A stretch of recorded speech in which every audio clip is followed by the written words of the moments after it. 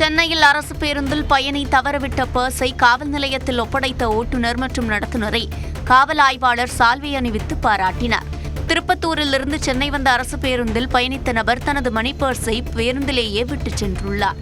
அதில் 4000 ரூபாய் மற்றும் ஆவணங்கள் இருந்த நிலையில் அதை ஓட்டுநர் குமரேசன் மற்றும் நடத்துனர் ஸ்ரீராமுலு காவல் நிலையத்தில் ஒப்படைத்தனர். தேனி வீரபாண்டி கௌமாரி அம்மன் கோயில் சித்திரை திருவிழாவை முன்னிட்டு திண்டுக்கல் தேனி தேசிய நெடுஞ்சாலையில் போக்குவரத்து மாற்றம் மேற்கொள்ளப்பட்டுள்ளது. அதன்படி மே 12ஆம் தேதி முதல் 19ஆம் தேதி வரை தேனியிலிருந்து வீரபாண்டி வழியாக கம்பம் குமுளி செல்லும் வாகனங்கள் கோடாந்திபுரம் விலக்கு வழியாகவும், மறுமார்க்கத்தில் குமுளியிலிருந்து வீரபாண்டி வழியாக மதுரை நோக்கி செல்லும் வாகனங்கள் தப்புகுண்டு தாடிச்சேரி அரண்மனைப்புதூர் மார்க்கத்தில் செல்லவும் அறிவுறுத்தப்பட்டுள்ளது. நாகை மாவட்டம் நெல்லுக்கடை மாரியம்மன் கோயிலில் சித்திரை திருவிழாவின் முக்கிய நிகழ்ச்சிகளான தேரோட்டம் மற்றும் செடில் உற்சவம் வெகு விமர்சையாக நடைபெற்றன. காத்தவராய சுவாமி செடில் மரத்தில் ஏறும் நிகழ்வை தொடர்ந்து பக்தர்கள் தங்கள் குழந்தைகளை செடில் மரத்தில் ஏற்றி பிரார்த்தனை செய்தனர். தொடர்ந்து நடைபெற்ற திருத்தேரோட்டத்தை நாகை நகராட்சி தலைவர் மாரிமுத்து வடம் பிடித்து தொடங்கி வைத்தார். விழாவையொட்டி பக்தர்கள் மாவிளக்கு போட்டு காவடி எடுத்து வழிபாடு செய்தனர்.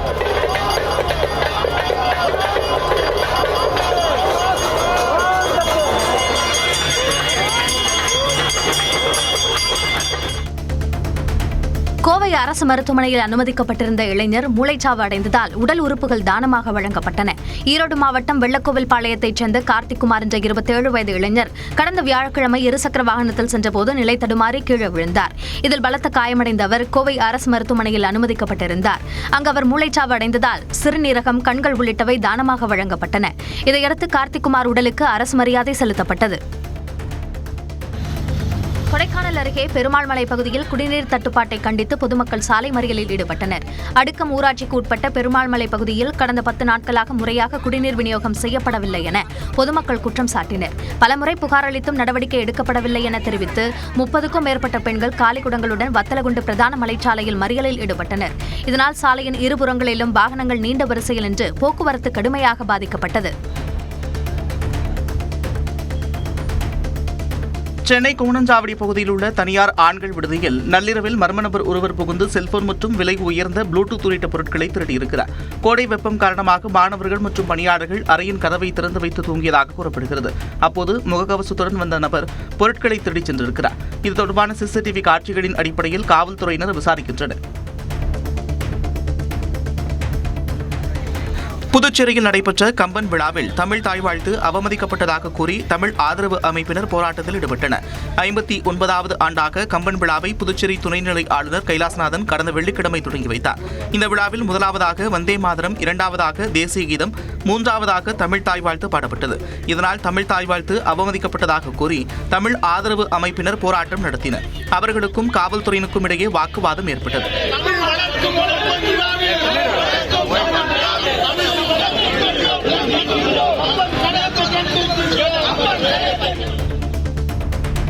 மதுரை மாவட்டம் திருமங்கலம் அருகே பணிக்கு சென்ற தலைமை காவலர் சாலை விபத்தில் உயிரிழந்தார்.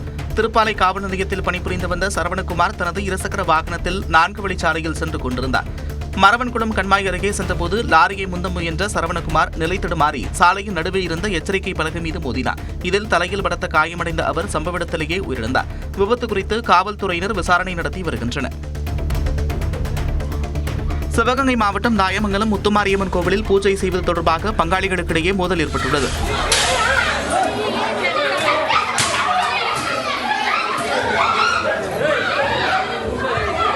முத்துமாரியம்மன் கோவில் பூஜை செய்வது தொடர்பாக பூசாரி முத்துக்குமாருக்கும் அவரது உறவினர்களுக்கும் இடையே பிரச்சனை இருந்ததாக கூறப்படுகிறது. இந்நிலையில் ஞாயிற்றுக்கிழமை காலை வழக்கம் போல பூஜை நடந்து கொண்டிருந்த போது முத்துக்குமாரை அவரது உறவினர்கள் தாக்கியுள்ளனர். வார விடுமுறையொட்டி திருச்செந்தூர் முருகன் கோயிலில் பக்தர்கள் கூட்டம் அலைமோதியது. கோடை விடுமுறை முன்னிட்டு திருச்செந்தூரில் குவிந்த பக்தர்கள் சுமார் 6 மணி நேரத்திற்கும் மேலாக காத்திருந்து சுவாமி தரிசனம் செய்தனர். ஞாயிற்றுக்கிழமை என்பதால் பல்வேறு பகுதிகளிலிருந்து வருகை தந்த பொதுமக்கள் மற்றும் பக்தர்கள் கோவில் முன்புள்ள கடலில் புனித நீராடி நாளை கிணற்றில் குளித்துவிட்டு கோவிலுக்கு வந்தனர். அவர்கள் பொது தரிசன வரிசை, 100 ரூபாய் கட்டண வரிசைகளில் 5 முதல் 6 மணி நேரம் வரையில் காத்திருந்து முருகனை வழிபட்டு சென்றனர்.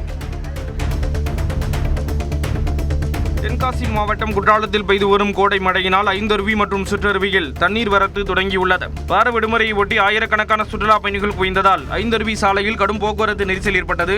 இந்நிலையில் சிற்றருவியில் குளிப்பதற்கான கட்டணத்தை வனத்துறையினர் ₹20 உயர்த்தியிருப்பது சுற்றுலா பயணிகளிடையே அதிருப்தியை ஏற்படுத்தியுள்ளது. விரைவில் சீசன் தொடங்க உள்ள நிலையில் மெயின் அருவி மற்றும் பழைய குற்றாலம் அருவிகளில் நடைபெற்று வரும் பராமரிப்பு பணிகளை விரைந்து முடிக்க வேண்டும் என உள்ளூர் மக்கள் கோரிக்கை விடுத்துள்ளனர். கோடை விடுமுறையை முன்னிட்டு கன்னியாகுமரி சுற்றுலா பயணிகள் கூட்டம் அதிகரித்துள்ளது. முக்கடல் சங்கமிக்கும் கடற்கரையில் அதிகாலை சூரிய உதயத்தை காண ஏராளமானோர் திரண்டனர். ஆனால் மேகமூட்டம் காரணமாக சூரிய உதயத்தை முழுமையாக காண முடியாததால் சுற்றுலா பயணிகள் ஏமாற்றமடைந்தனர். இதையடுத்து பலர் கடலில் குளித்தும் கடற்கரையில் புகைப்படங்கள் எடுத்தும் மகிழ்ந்தனர். மேலும் பகவதி அம்மன் கோயில், விவேகானந்தர் நினைவு மண்டபம், கண்ணாடி பாலம், திருவள்ளுவர் சிலை உள்ளிட்ட சுற்றுலா தலங்களிலும் பொதுமக்கள் கூட்டம் காணப்பட்டது. தருமபுரி மாவட்டத்தில் உள்ள ஒகேனக்கல் சுற்றுலா தலத்தில் கோடை விடுமுறையை முன்னிட்டு சுற்றுலா பயணிகள் வருகை அதிகரித்துள்ளது. சுற்றுலா பயணிகளுக்கான அடிப்படை வசதிகள் தொடர்பாக நடைபெற்று வரும் பணிகளை மாவட்ட ஆட்சியர் ரே சதீஷ் திடீரென ஆய்வு செய்தார். நுழைவு வாயில், பார்வையாளர் மாடம், டிக்கெட் கவுண்டர், பரிசல் நிறுத்துமிடம், உணவகம், நடைபாதை உள்ளிட்ட பகுதிகளை நேரில் பார்வையிட்டார். சுற்றுலா பயணிகளுக்கும் சமையல் பணியாளர்களுக்கும் தேவையான குடிநீர் உள்ளிட்ட வசதிகளை மேம்படுத்த அதிகாரிகளுக்கு அறிவுறுத்தினார்.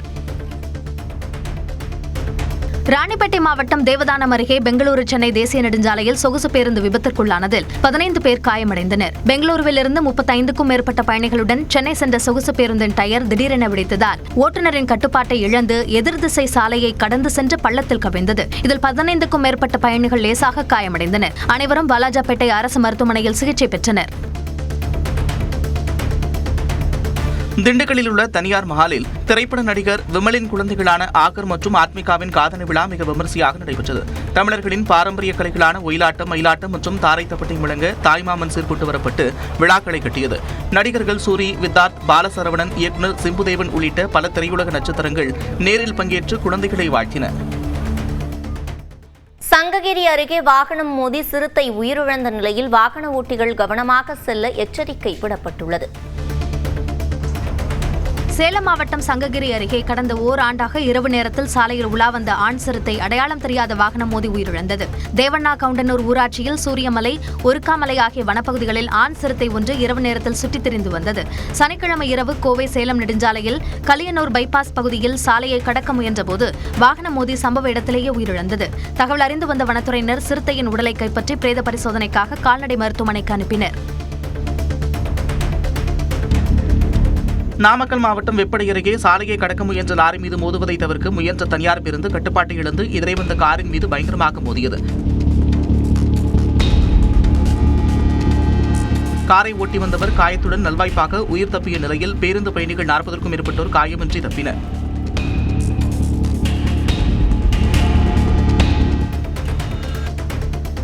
சென்னை அடுத்த பூந்தமல்லியில் ஒடிசாவிலிருந்து கஞ்சா கடத்தி வந்த இளைஞரை காவல்துறையினர் கைது செய்தனர்.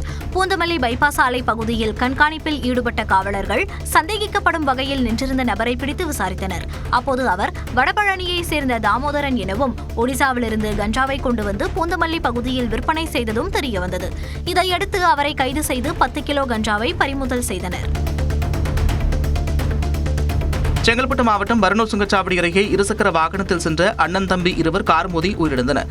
மதுராந்தகம் பகுதியைச் சேர்ந்த பிருத்திவிராஜ் மற்றும் கவியரசன் ஆகிய இருவரும் ஜிஎஸ்டி சாலையில் சென்றபோது அதிவேகமாக வந்த கார் கட்டுப்பாட்டை இழந்து அவர்கள் மீது மோதியது.